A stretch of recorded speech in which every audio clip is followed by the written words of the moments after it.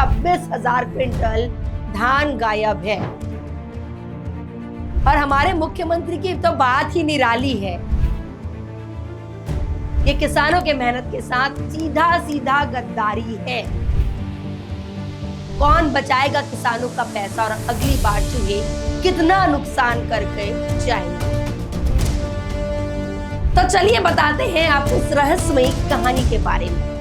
100 चूहे खाकर बिल्लियां हज को चली गई, ये आपने सुना होगा। लेकिन छत्तीसगढ़ में अभी आप लगातार सुन रहे होंगे कि चूहे कहीं कपड़े खा गए तो चूहे कहीं अनाज खा गए और चूहे कहीं कागज भी कुतर गए। लेकिन छत्तीसगढ़ में इन दिनों चूहों का जो लेवल है वो अप हो गया है, यानी अब चूहे जो हैं वो 7 करोड़ रुपए से ज्यादा का धान खा रहे हैं। मतलब ये चूहे नहीं रहे, ये इकोनॉमिक एनिमल हो गए हैं। सुनने में थोड़ा अजीब लगा ना, लेकिन ये सच है और ये ऐसा सच है जिसे अब बचा पाना बिल्कुल भी मुश्किल है। और यही सच अब बीजेपी सरकार के गले की हड्डी बन गई है। तो चलिए बताते हैं आपको इस रहस्यमयी कहानी के बारे में, जिसने किसानों की तो नींद उड़ाई है और चूहों को इतिहास में अमर कर दिया है। इतना बड़ा श्रेय उन्हें पहले कभी नहीं मिला होगा। लेकिन छत्तीसगढ़ के कवर्धा जिले में एक ऐसा ही मामला सामने आया जिसे सुनकर किसान और प्रदेश और तो और पूरा देश हैरान हुए बैठा है। चारभाठा और बघारा धान खरीदी केंद्र से करीब 26,000 क्विंटल धान गायब हो गया, कीमत लगभग 7 करोड़ रुपए। अब कहानी में अगला ट्विस्ट ये है कि ये धान चूहे या दीमक नहीं खाए हैं, बल्कि ये भ्रष्टाचार का क्लासिक एक नया उदाहरण है। जांच हुई तो क्या निकला? फर्जी एंट्री, फर्जी बिल, मजदूरों की फर्जी हाजिरी और तो और सीसीटीवी कैमरे से छेड़छाड़। मतलब ये साफ है कि कोई प्राकृतिक नुकसान नहीं था, ये था पूरा प्लान किया हुआ घोटाला। और अब सीधा सवाल है, जो अफसर किसानों के पैसे की रखवाली के लिए बैठे थे, वो पैसा आखिर कहाँ गया? जांच के बाद चारभाठा केंद्र के प्रभारी प्रीतेश पांडे को हटा दिया गया है, लेकिन सवाल वही पुराना है। एक अफसर को हटाने से क्या सिस्टम सुधर जाएगा, या फिर सिर्फ बलि का बकरा ढूंढने की एक्सरसाइज ये कर रहे थे? क्योंकि असली सवाल तो सरकार से है, जो बार बार ऐसे मामले में संरक्षण देती दिखती है। मामला सामने आते ही कांग्रेस हरकत में आई, डीएमओ ऑफिस पहुंचकर नारेबाजी की। आरोप लगे कि धान बीजेपी नेताओं के संरक्षण में गायब हुआ है। कांग्रेस के प्रवक्ता का साफ तौर पर कहना है कि किसानों का धान जो है भाजपा के चूहे खा रहे हैं। अब ये बयान व्यंग है या रिपोर्ट है, ये तय करना सरकार का काम है। लेकिन ये कोई अकेला मामला नहीं है। सिर्फ कवर्धा नहीं, महासमुंद, सूरजपुर, जशपुर, बस्तर संभाग के कई जिलों में ऐसी गड़बड़ियों की खबरें लगातार सामने आ रही है। केंद्रों में रखा धान कागज में मौजूद है, लेकिन गोदाम में नहीं है। मतलब अब ये साफ है कि धान गायब कहाँ हुआ। बीजेपी मंत्री लखनलाल देवांगन का कहना है कि धान चूहों ने नहीं खाया है, धान केंद्रों में उपलब्ध है।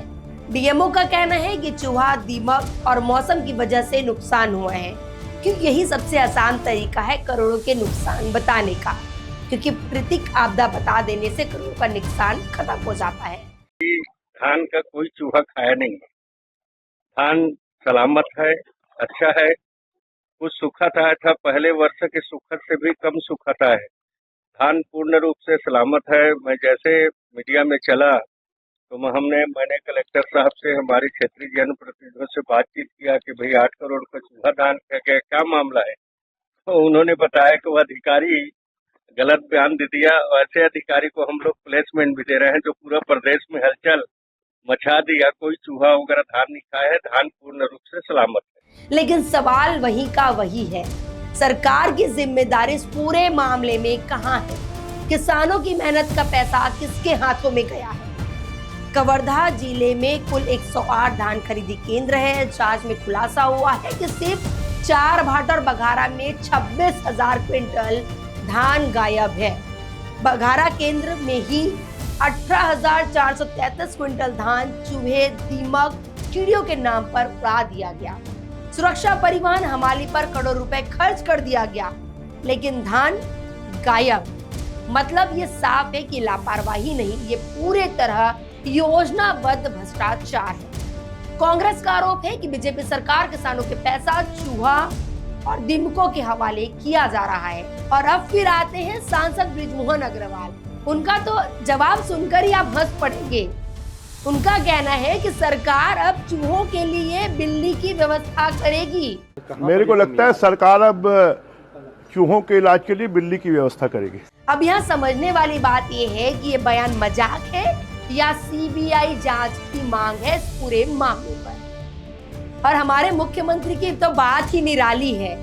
जब उनसे पूछा गया तो उनका रटा रटाया भाषण, पत्रकारों ने धान खरीदी पर सवाल किया तो सब दबे पांव निकल पड़े, जैसे बिल्ली को देखकर चूहे निकल पड़ते हैं।